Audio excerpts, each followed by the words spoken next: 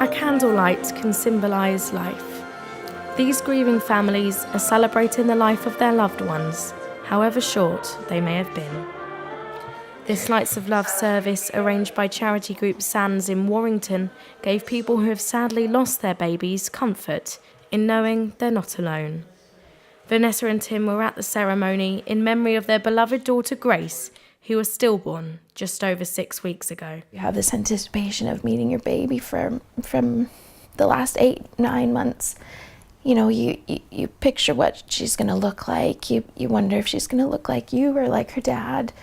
But then in the back of your head, you had this fear, and of course, whatever you've been picturing and imagining over these last months is not really going to turn out that way. You know, it would be very different.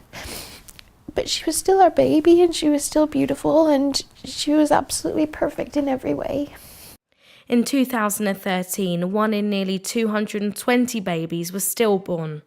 6 in 10 stillbirths are potentially avoidable, and the UK still has one of the highest rates of stillbirths in Europe. Rita Aria is an obstetrician and gynaecologist.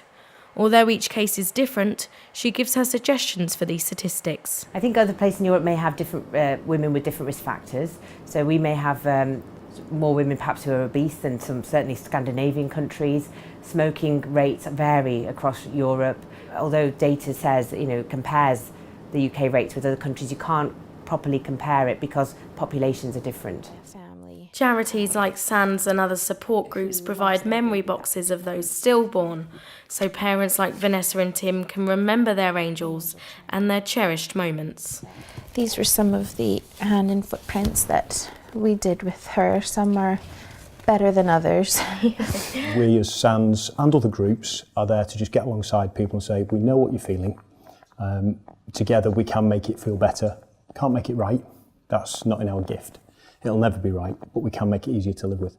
For Vanessa, talking about the taboo subject is the best way to cope. If I could tell other people how they can support us is, if you don't know what to say, it's okay, but just let us know that you are there, that you're thinking about us. You won't say anything wrong.